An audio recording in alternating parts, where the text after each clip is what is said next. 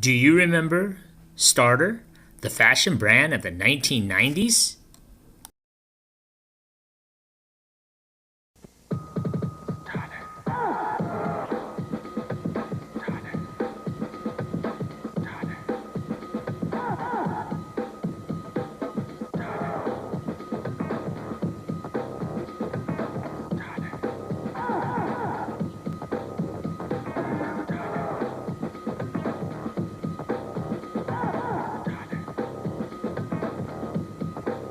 Look for the stars, and you'll find. David Beckerman had been a salesman at a Duxter sporting goods store when he realized that the bland clothing on the racks held little interest for casual sports fans.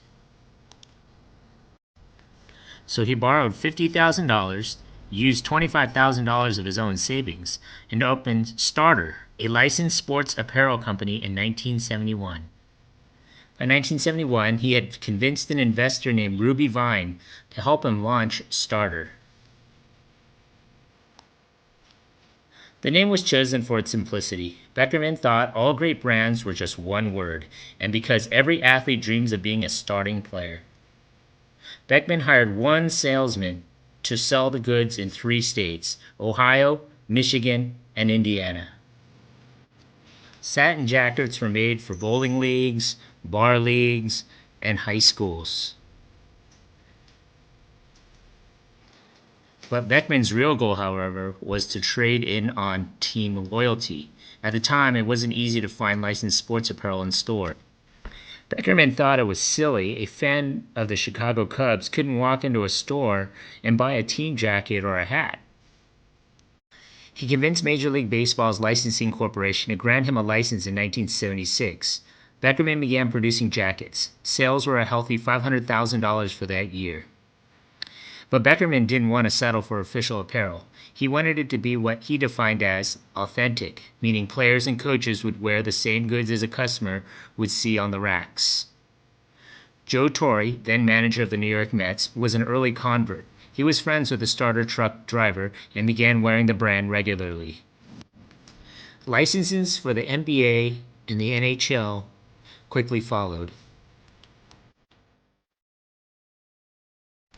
But Beckerman's real coup came in 1983, when the NFL finally agreed to a deal after 8 years of rejection.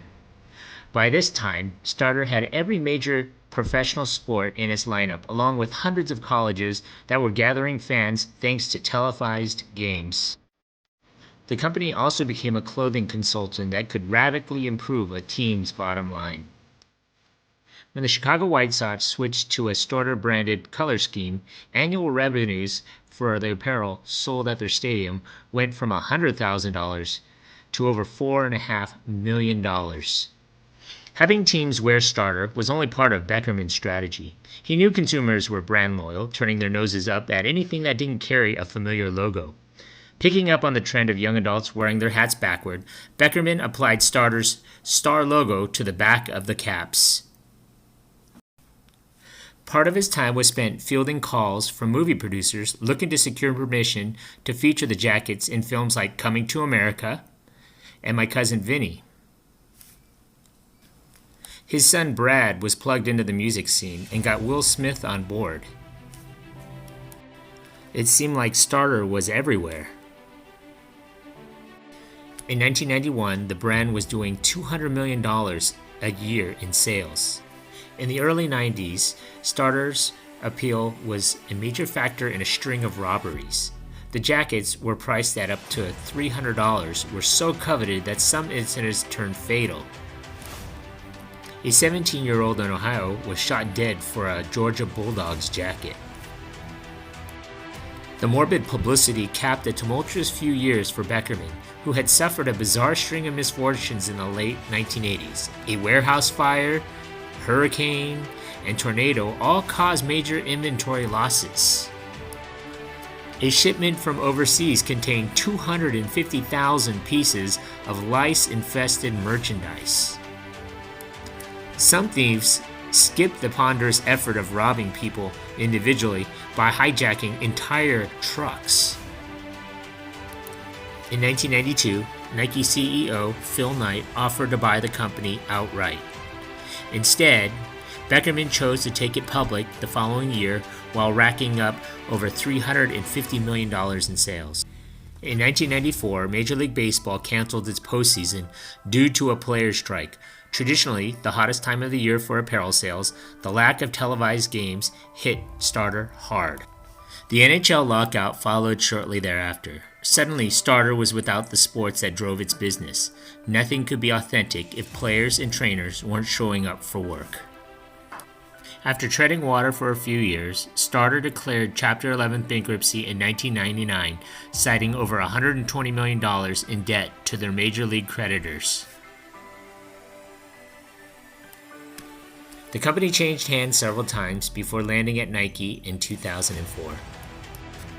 By 2007, Starter was owned by Iconics, which currently issues limited edition apparel for nostalgic Starter collectors. Beckerman got out of the business, moving into real estate. The jackets may not be as common as they once were, but the love of the game never left him. Yo, this is Jazzy Jeff. And how did I get my starter hat to look like this? The Jazzy Jeff breakdown. First you grab the hat, then you grip the hat, then you flip the hat. Make sure it's a starter hat. Then you raise the hat, then you slam the hat, then you twist the hat, then you turn the hat, then you spin the hat, then you smooth the hat. But hey, don't forget, look for the star. Hey, you just watched my video. Thanks for watching. Hit that like button and please subscribe to Eric C. Productions.